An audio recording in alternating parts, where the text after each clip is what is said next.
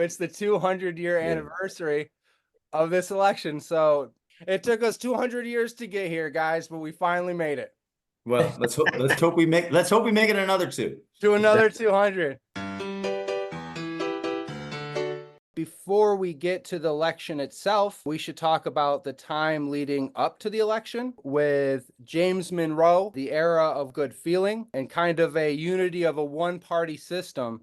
Sky, what do you attribute this one-party system and James Monroe and the era of good feelings? What's going on as a country that kind of put us into that scenario? I mean, I did a little bit of homework, probably should have done a little bit more, but obviously the conclusion of the War of 1812, we whooped the British twice. We'll take both them W's. This time they're out of the Great Lakes. We're going to extend our space a little more comfortably.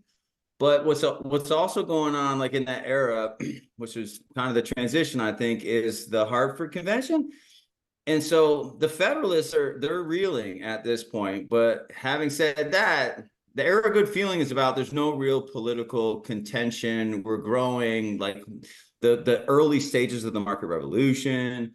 And so, yeah, everything feels really good at that point. Money's being made. I think it was Alexis de Tocqueville that said Americans are destroying time and space. Like we were absolutely just making dough, flourishing. And politically, it was pretty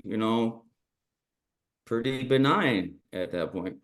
What led to the Federalists losing their political voice on the main platforms?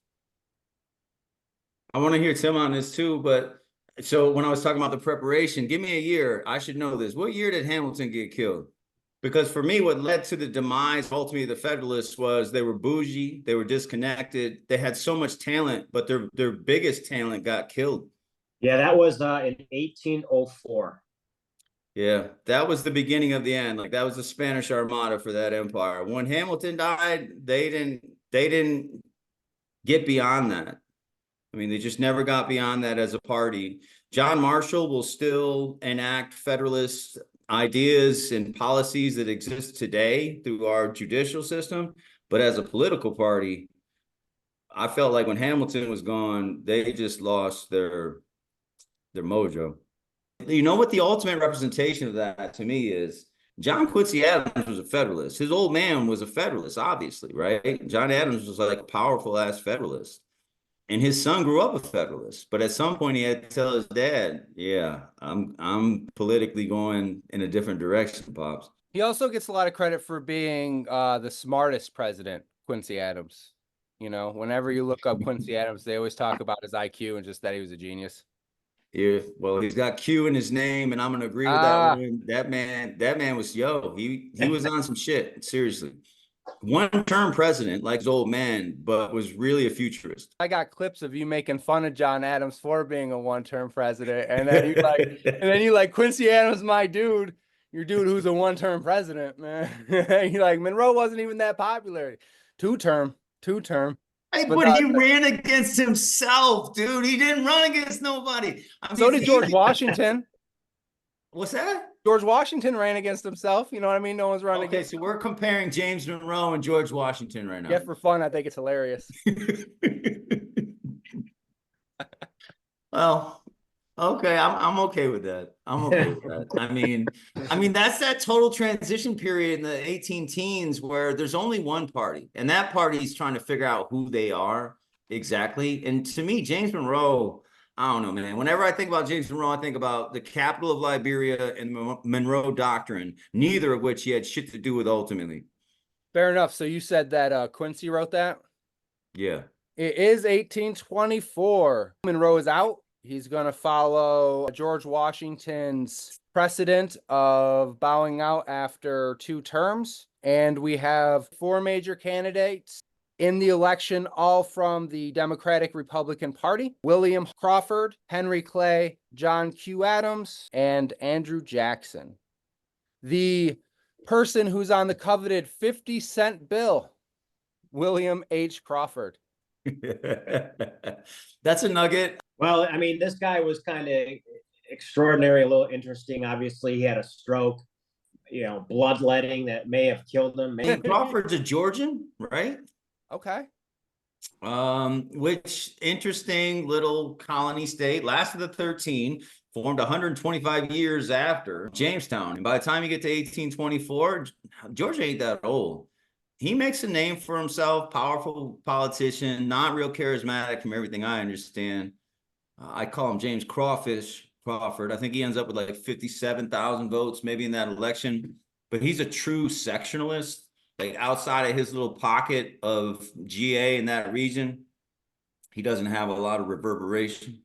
Yeah, Crawford had 41 electoral votes and 40,856 popular votes. More electoral votes than Clay. Henry Clay, Secretary of State for Monroe. They called the Great Compromiser.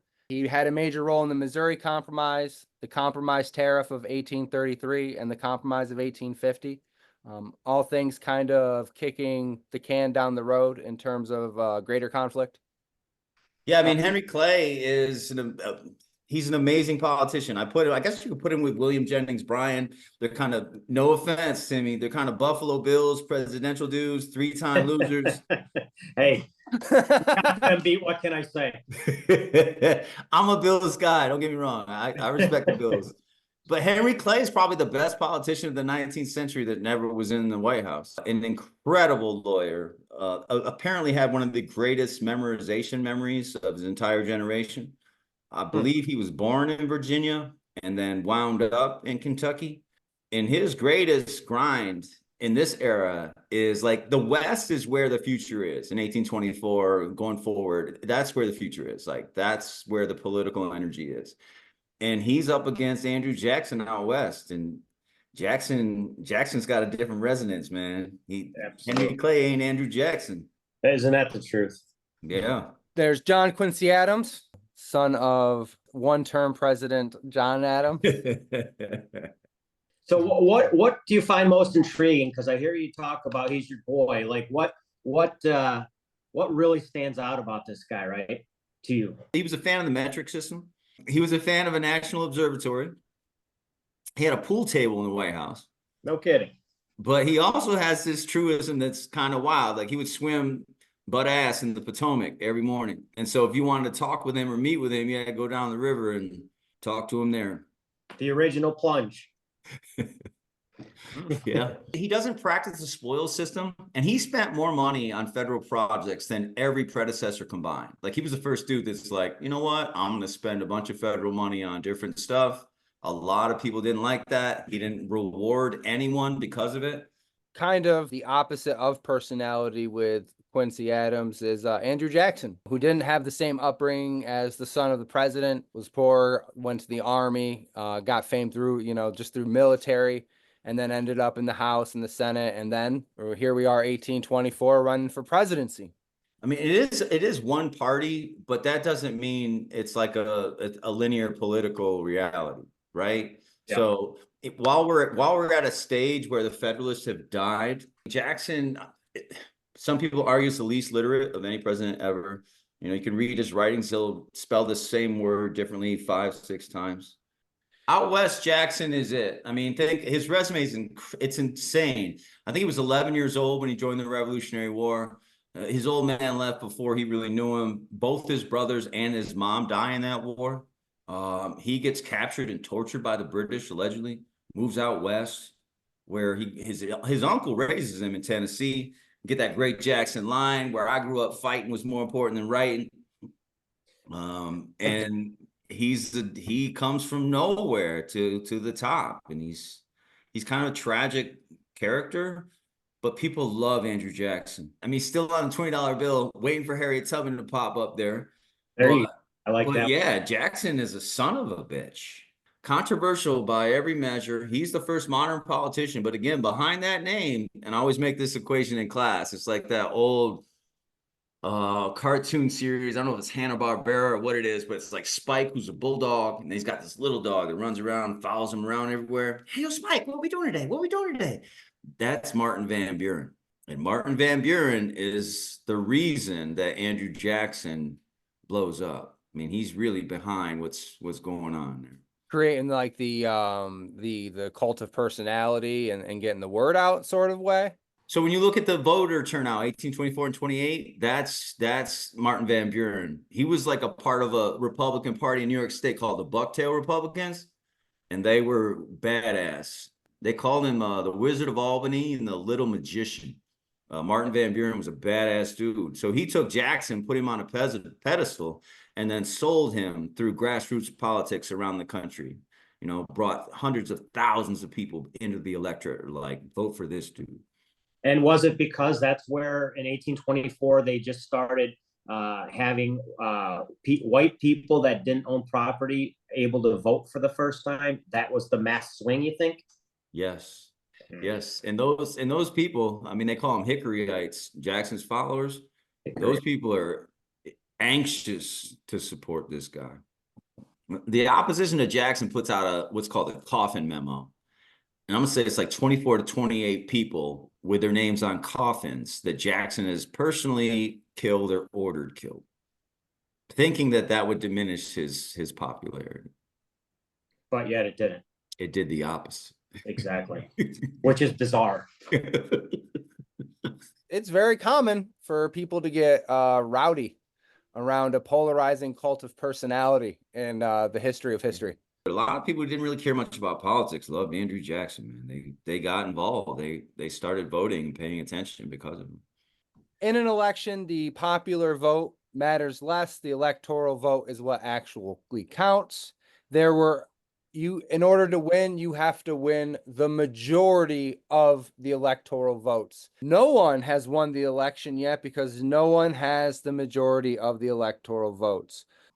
Yeah, I mean, it goes to the House. House representatives will vote of the top 3 candidates, and then it becomes a total, like stumping internally who has the most juice and control within the House.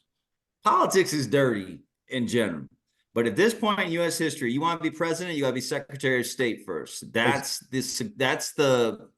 like the genome, or that's the template. That's what everyone thinks you have to do because that's what's happened so often.